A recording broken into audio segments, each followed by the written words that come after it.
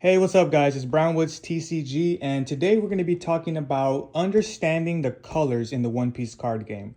A lot of times we kind of just jump into the game without really understanding the core fundamentals and the pros and cons, the strong points, the weak points of every individual color. So I'm just going to be doing that today. We're going to be going through all the colors. We're going to start this video is just going to be starting with red, and then I'm going to do the other colors in other videos as well. But yeah, we're going to be talking about pros and cons. Go ahead and write what we're going to be talking about. We're going to talk about pros. We're going to be talking about pros and cons of every color. We're going to be talking about deck examples.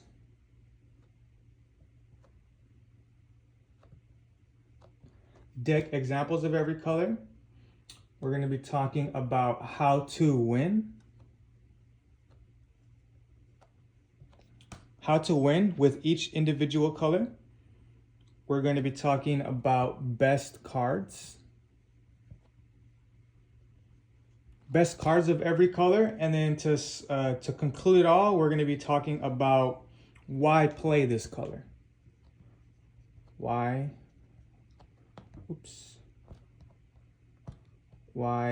play this color. All right, so that's a little bit about what we're going to be talking about and focusing on in this set of videos right here that I'm going to be giving you guys. So without further ado, I'm assuming y'all can guess which color we're going to start with first. We're going to be talking about, make sure I dry this correctly. We're going to be talking about red. We're going to be starting with red. Okay. Let's just break it down like this. We'll do pros on this side and cons. All right. So to get us started, we're going to talk about some pros of the color red. So red, as a leader in the One Piece card game, is associated with, I think the one thing that most people would say would be rush. So when you play red, you have access to rush. Yes, there are some blue rush cards, there are some purple rush cards, but red is associated with rush in my opinion. There are a lot of rush options. You have a lot of stuff like the 3-cost rush Zoro.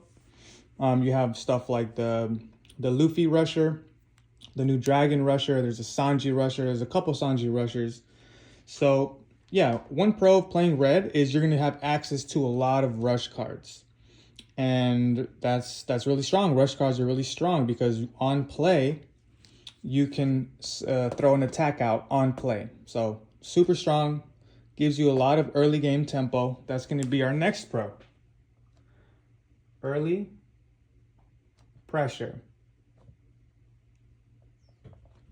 The fact that we have access to all of these rush cards, it's going to give us early pressure. What do we mean by that? We mean that in the early game, as in like your first dawn turn, second, 3, 4, 5, 6 dawn turn, we're going to have a lot of attacks that we're going to be sending our opponent because we're playing rushers. We're going to be having a lot of stuff, a lot of low cost characters that we're going to be playing with red to be able to give us an advantage in the early game. Another pro of red, power reduction.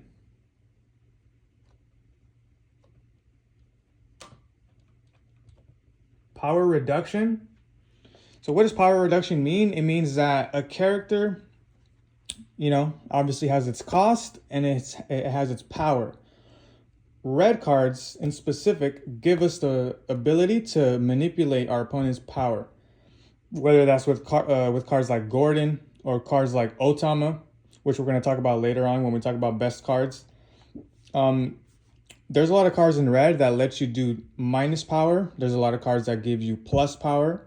So you can already kind of see how rush combined with early pressure, combined with power reduction, and also I guess we can do power reduction slash power amplification, I guess. power reduction, which is like minus, and then power amplification, which is plus.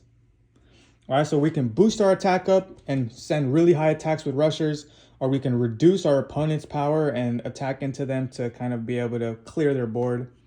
So 3 amazing pros already just to start off.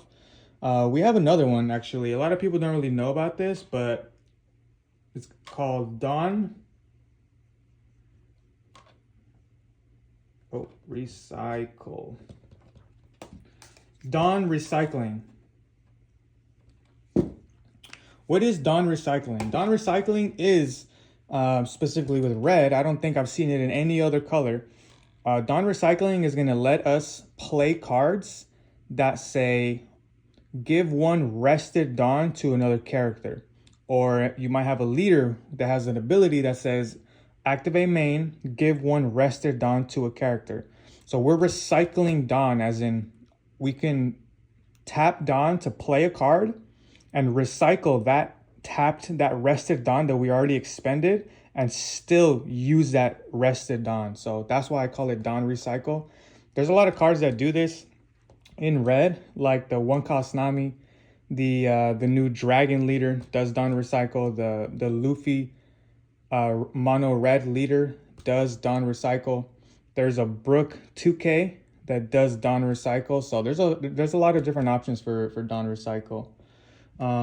Okay, so let's see. Is that going to be all of the pros? I believe these are the best pros of red. Again, let's go over it one more time. Rush, early pressure, power reduction, and amplification, and Dawn Recycle.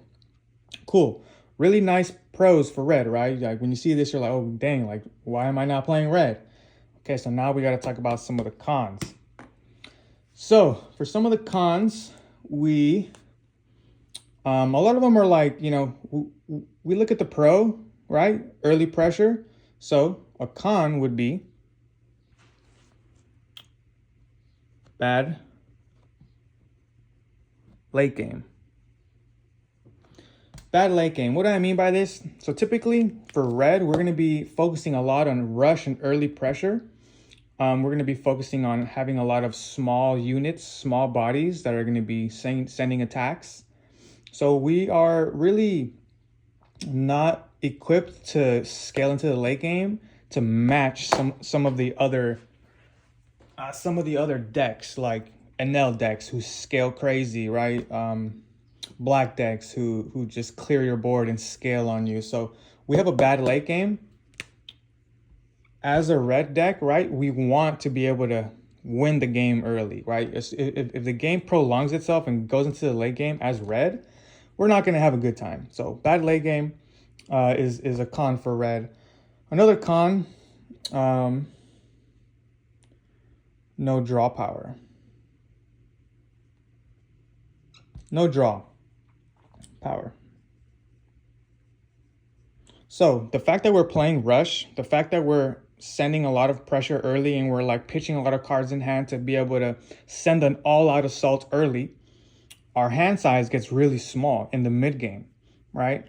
So the fact that we have no draw power, it doesn't let us replenish our hand to keep, a healthy hand, to keep the constant ongoing pressure, which is why it kind of correlates to this top point, bad late game, because we have no draw power, right? So no draw power is going to be a very big con for red. There are some, exceptions like there's Sanji who can draw a card from life, but that's just, it's a very situational play. You're dealing damage to yourself to draw a card, but there is that option, but it's going to be no draw power as a major con for red. And we also have the starve. Because we have no draw power, we essentially starve ourselves.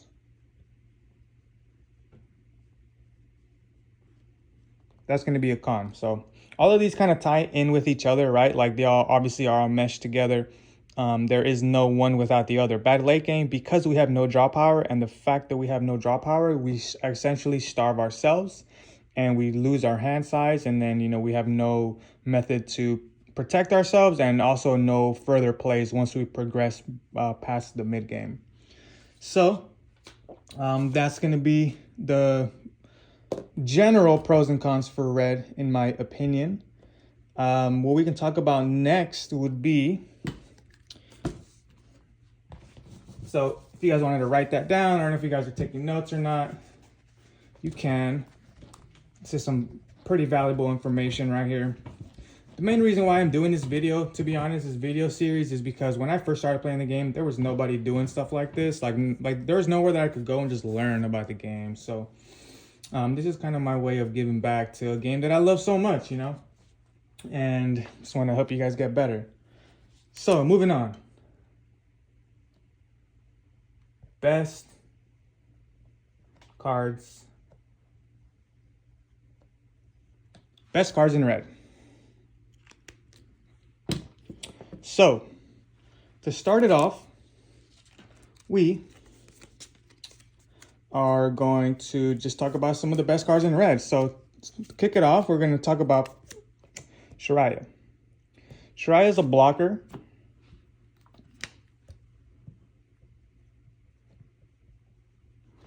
Right? And the reason why he's so strong, and when I'm talking about these best cards, it's like if you're building a red deck, you want to have some of, if not the majority of these cards, because these are the best cards in the color, I would say. I was doing a poll on my Instagram last week, and a bunch of you guys voted. Probably like 100 people voted, and these were the top cards that everybody voted for. So we're gonna see what the best cards in red are right now. So moving on to Shariah, he's a blocker, and the main thing that makes him super strong is his ability, which it pretty much copies leader power. So Shariah's at 4,000, right? If the leader is at 5,000 power, when I attack with Shariah's 4,000 matches the leader's 5,000. So he's going to be copying the leader's power when he's attacking. And also on defense, when I'm defending, if the leader attacks my leader or anyone for, like, let's say 10,000 power, if I block with Shariah copies the leader's power and bumps up from 4,000 to 10,000, because whatever the attack comes in, he copies that power. And then after that, it's just as simple as giving a 1K counter, and then it's a successful block with Shariah. So that's going to be Shariah right there. Super strong card, probably the best red blocker in the game. Staple in a lot of decks, staple in red, purple off for sure. So that's Shariah. The next one we're going to talk about is Makino. Makino is super strong. It's a 2K counter, pretty simple. 2K counter. And it has an activate main, which if you guys remember the pros, we were talking about the power amplification. So it's going to give plus 3,000 to a 1 cost. So super strong, especially if you have a deck that runs a lot of searchers, right? You're going to play a searcher, and the searcher is usually going to always be base 2,000 power. So after you play a searcher on your following turn, you play this, you activate ability, give 3,000 to a 1 cost to bump up your 2,000 searcher to 5,000 power. And then 5,000 you can swing to leader for an attack, right? Super strong card, 1 cost, and it does all this. And then obviously if you don't have this play on you, you always have the 2 cost counter to just use it as a defensive option, as a defensive weapon. So that's the Makino. I love Makino. I actually use Makino in my dragon deck. I know a lot of Whitebeard leaders pretty much have that as a staple in their deck. Moving on, we are going to talk about Otama. Otama is another 2K counter, very similar to Makino, except 2K counter. And on this one, it's on play, minus 2,000 power to 1 opponent, 1 character. Pretty straightforward, pretty simple, extremely strong effect, as well as a 2K counter. So can definitely help you in a pinch if you want to play Otama to reduce an opponent by 2,000, to be able to swing into it, you know, to be able to KO it. Red Purple Law also uses this a lot. Yeah, so super strong, pretty straightforward. It just gives you a power reduction option, as well as it's a 2K and it's a 1 cost at that. So very, very cheap, very efficient for your Dawn. Moving on, that's a leader. We have the Kid and Killer, which is arguably the best red card. And the whole game is going to be Kid Killer. 4 cost, 5K power. And then it has Rush. And it has another ability. When attacking, if your opponent is at 2 or less life, this character gains plus 2K when attacking. So, a lot of effects, right? Not only does it have Rush, it also is a pretty Dawn efficient, right? 4-5. That's going to be a standard 4-5. Pretty standard stat line. But then this part right here is what makes it beyond broken, beyond balanced outfield. 2 or less life plus 2K. So it's going to be a 4 cost.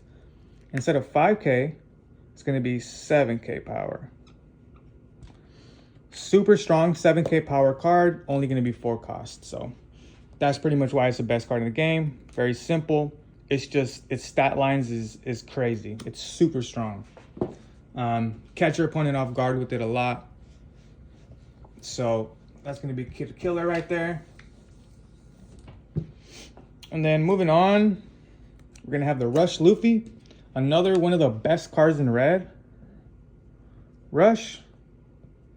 And then it has an ability where it's Dawn ×2. Your opponent can't use blocker. Very straightforward, right? It's going to be 6K base. So if you choose to use his ability, you give him Dawn ×2 to move up to 8K. So you're going to be sending an 8K attack, unblockable. Super strong card. Catches a lot of people off guard, especially if they don't see it coming, and you kind of trick your opponent into feeling like they have a false sense of security, right? You make them think that they are covered because they have blockers, but they don't know that you have a Rush Luffy to be able to stop them. Moving on, we have the Rush Zoro as one of the other best cards in red. 3 cost, 5K, so super Dawn efficient, right? And Rush. Very straightforward. It's going to have no counter, so that's the downside, but having a 3 cost Rush attack is just amazing. If you hit this card early, you're always throwing him out early on any red deck just to maintain constant pressure, constant early aggression. Super straightforward and amazing card. I love Rush Zoros. I have them in almost every red deck that I do play. And last but not least, Rad Beam. Rad Beam used to be a banned card. That's how good it was. But it's going to be 1 cost. And it's a counter. So you could only use it on defense. And then it gives you plus 2K. And then another plus 2K if you have 2 or less life. So in essence, it's a 1 cost plus 4K if you're at 2 or less life. And then the counter is pretty good. It gives you, it says up to one of your leader or characters gains plus 1,000 for the whole turn. So really nice to get it off life. Obviously, it's situational based on the board state, but really nice card, 1 cost, super strong. So that's gonna round out the last of the cards that we're spotlighting. Yeah, there are a good amount of other new red cards, but I feel like in the scope of all of them, these are gonna be the best red cards. So anytime you guys are playing a red deck, it definitely has to include some, if not most of these cards that you're seeing right here, just because these are gonna be the best red cards, right? Okay, so after we got that, we're gonna talk about some deck examples.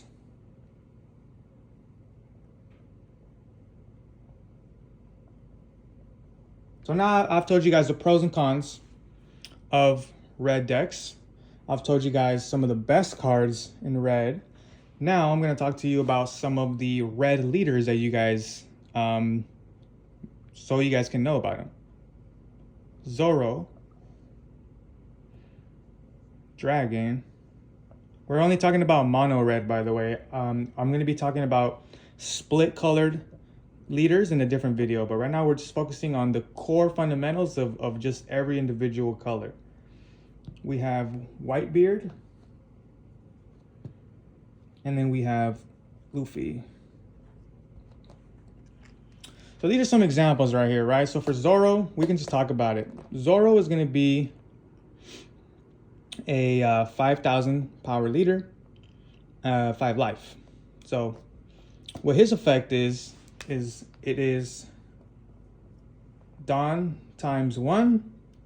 All characters get plus 1,000 power. Pretty strong, right? Like if you have your Zoro character and then you give him 1 Dawn, all your characters on the field are plus 1,000 power stronger. So remember, this goes back to some of the pros of red, right? We talk about power reduction as well as power amplification. So Zoro leader is going to be focused around Dawn amplification. Super strong.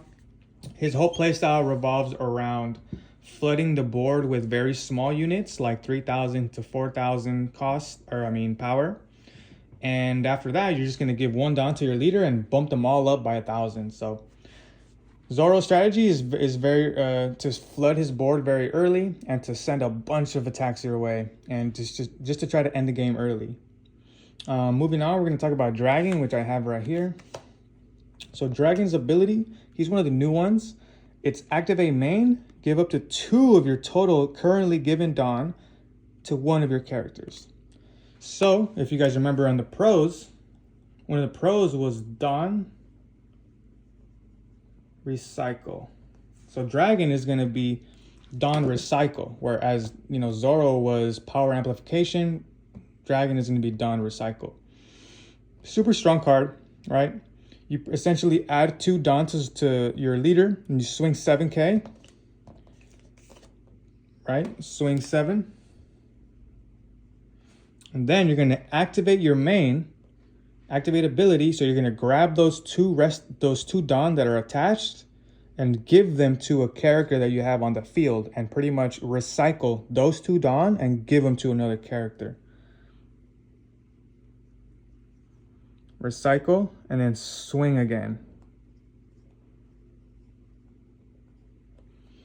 Super high tempo. When I say high tempo, I mean like you're constantly being aggressive. You're constantly sending a bunch of attacks to your opponent, and they have to just react. They have to either take life or they have to give you the counter that they have in hand. So you're putting him in a very, very tough spot. So that's going to be Dragon right there. Moving on, we have Whitebeard. Whitebeard's a special case.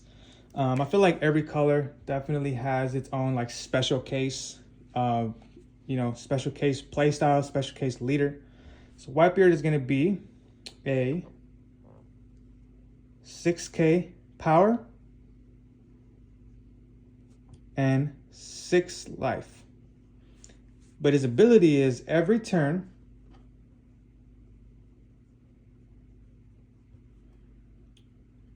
-1 life. Every turn, when you end your turn, you're going to be dealing 1 damage to yourself. Yeah, like I said, every color has their own unique leader, right? So this seems really complicated, I feel, for people who are just starting the game. Like, whoa, why would I play a leader that is taking life every single turn? But you're taking a life because of this stat line right here. You have 6k power, which is the most of any leader. Pretty much, there's only like a hand, like 2 or I think there's only 2 leaders that have 6k power out of all the leaders in the game. Whitebeard is one of them. And you have 6 life. I don't know any other leader that has 6 life. There might be 1 or 2 that I can't think of, but as far as I know, it's going to be Whitebeard. So you're paying the cost of this insane stat line right here, right? Every turn, you're going to be taking 1 life. So you are also playing a lot of the rush cards. You're playing a lot of power reduction, power amplification cards. So you're using a lot of the strongest cards that I've showed you guys, but you're kind of on a timer. When you play Whitebeard, you're on a ticking timer where every turn you're taking damage and you're going down, down, down, and you want to pretty much at the end, in the late game, if you make it there, you're gonna have a huge grip of cards in your hand, and you want to be able to just have an insane card advantage over your opponent. So that's gonna be Whitebeard right there in a nutshell. And then last but not least, we're gonna talk about Luffy. And Luffy is pretty simple. He is activate main, which means you can use it at any time during your turn. And it's just Dawn recycle, 1, done. Pretty much when you play Luffy as the Luffy leader, you activate main, you can give 1 rested Dawn to any character. Or leader, I'm pretty sure. Or I don't know. But yeah, it's pretty much you can give 1 rested Dawn and attach it and recycle it. So that's going to be Luffy right there. So a little bit about his playstyle and how he gets the job done. So that's going to be deck examples right there. There are some other mono red leaders like Ace. There are some other mono red leaders like the new Chopper that came out, but I wanted to talk about the most popular and just the leaders that you're more likely to see and more likely to face, just so you can kind of have an idea about what they do. So moving on, we're going to be talking about how to win as red. How to win as red. Okay. So we talked about all the pros, we talked about the cons, we talked about the best cards that we have available, and we've talked about what leaders we can use. So now, how do we win as red, right? So the first thing is going to be rush your opponent down. We're going to be rushing our opponent down. We're going to be taking advantage of all of the weapons that we have, where we have a bunch of rush options that we have for red. So as a red leader, we need to be using those red cards. We need to be using those rush Zoros, those rush Luffys, those rush Kitten Killers, the rush Dragons. We need to be using the rush Sanjis if possible. So taking that all into consideration, right? Rush is going to definitely be one of our win conditions. How to win is red. Obviously, we want to be using our rush. So by using our rush, we're sending attacks to our opponent. We're sending 2 attacks per turn because our rusher is attacking and our leader is attacking, right? So that's a lot for our opponent to try to have to deal with. That's a lot for them to manage. They have to decide on whether they're going to take life or they're going to give counter to be able to block all of these rush attacks. So definitely rush is going to be one of our ways to win. Another way to win is going to be to end the game early.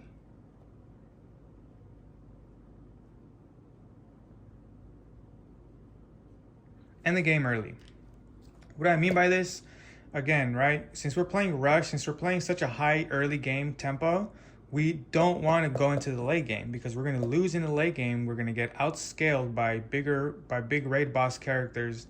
So we need to focus on winning the early game. We need to focus on when we're mulliganing to see what are the first 5 cards that we have. If we have a good enough early combo to be able to execute a very, very lethal early game, right? So if we have like a Searcher and a Makino and a Rush Zoro in hand on our first 5, that's perfect because that's our first 2 turns of aggressiveness, right? We're playing the Searcher, we're buffing it up with Makino, sending 5, and then sending 5 with leader, and the next turn we're playing the Rush Zoro, sending another 5, you get what I mean, right?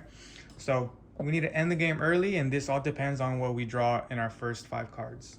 So you need to be able to identify that when you're starting a game and you see that you don't have any early game weapons, you need to mulligan that, and you need to be able to get cards that are going to help you with your win condition of rushing your opponent early and ending the game. Rushing your opponent down and ending the game early.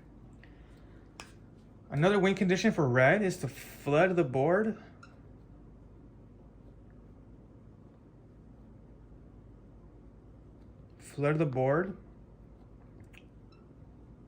with low costs. And then once you do that, you use the other pros of red, which is power, amp,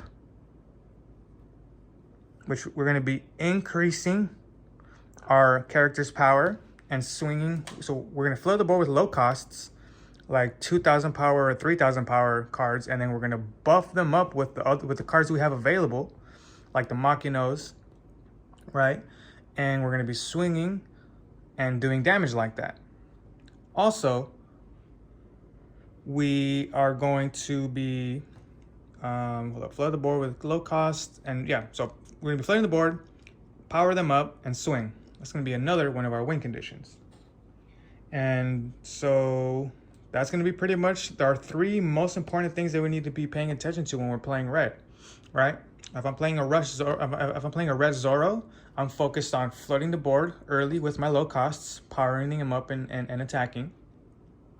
If I'm playing a red Luffy or a red Dragon, I'm also focused on flooding the board with low costs, powering them up, attacking. I'm also rushing my opponent down if I'm playing Dragon.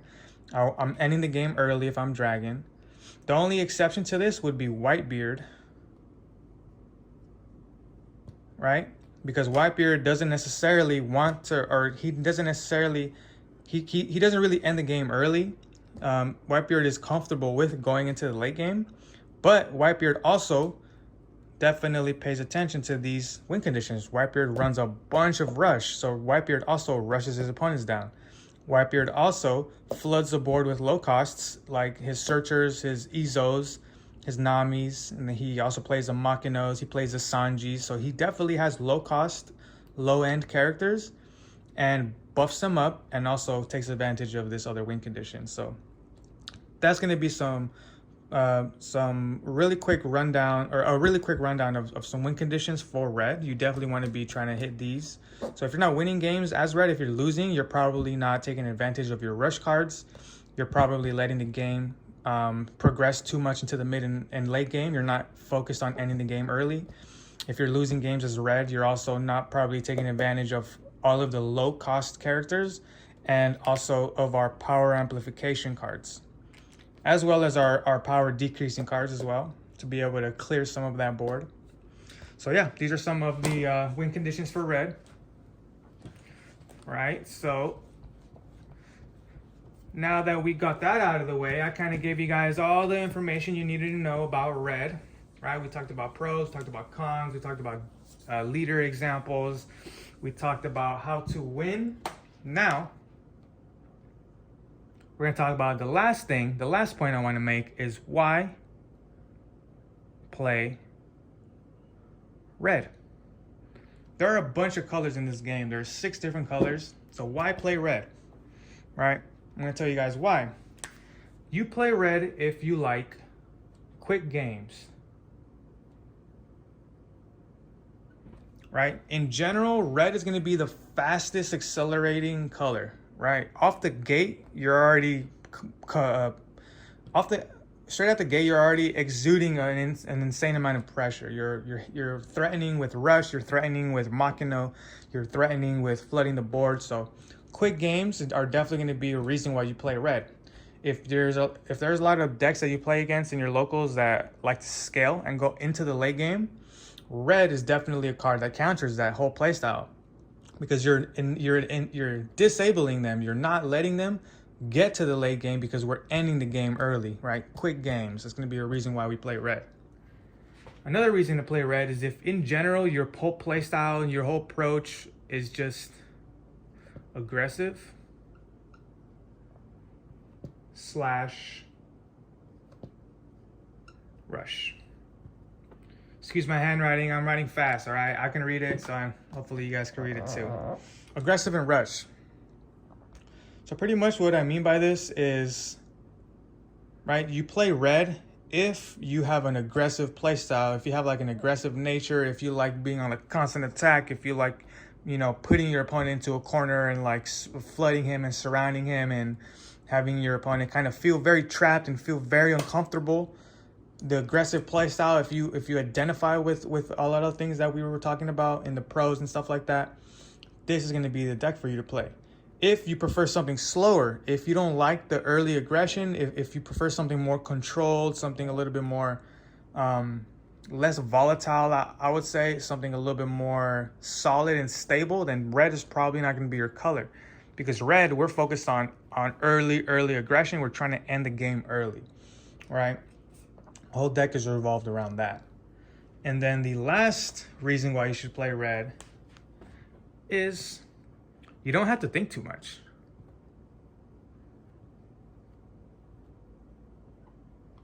Don't have to, oops, I'm writing slanted right here.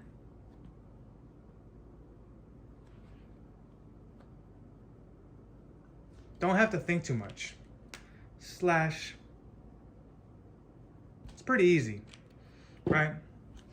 There's a lot of different decks that require more calculations, right? Like black decks, you have to really think about costs and reducing costs and playing a card that can like do this and that and then getting something from the trash and doing this and that, right? So it's a lot of moving parts. Red is very straightforward. Red is just play a card, attack the same turn. Play a card, attack the same turn. Play a card, attack the same turn, right? It's not really that hard of a play style to understand at first. I'm not saying playing red is like super easy in the fact that you can just beat everyone because it's the easiest deck to play. No, I'm not saying that. I'm saying in the learning curve of learning a red deck, it's not that high. A lot of the cards are very easy to understand, and the play style is not that hard to understand as well. Like, again, I told you the win conditions are just to play your rush your opponent, constantly be sending attacks to them, right? So that's what I mean by, you don't really have to think too much. You don't really have to like think two turns ahead, 3 turns ahead like you have to do with other decks. Very straightforward. You see your rush, you play your rush, and you just keep constant aggression the whole game. So that's going to be a little bit about why play red. I personally, started playing red when I first started playing the game. I'm a red purple law main. That's the first deck that I learned how to play. And yeah, I feel like it's a very good deck to begin with and just to learn fundamentals with. So yeah, there you have it. That was why. That was a little bit about the color red. Next couple videos are going to be focused on blue, green, black, yellow, and purple, of course, naturally. But yeah, so this is going to be my colors little montage video. So I hope you guys liked it. If you guys did like it, please leave a comment, leave a like. Let me know in the comments any suggestions, any if you guys learned anything, any new information that you didn't know already, go ahead and let me know. If you guys have any questions, let me know as well. I respond to pretty much every comment. If you guys have a question, leave it there. I'll get to it eventually. I have my Discord, my Brownwoodz Discord. If you guys want to join that, you'll have access as well to this video before it gets posted live. I post everything on there first, so you'll be amongst the people that get kind of early access to all of the content that I make before I throw it onto before I make it public. So there's that Brownwoodz Discord link. I'm gonna leave that in the description. And yeah, appreciate you guys for watching. Stay tuned for the next sets of videos revolving around the different colors, and I'll catch y'all on the next one. Later.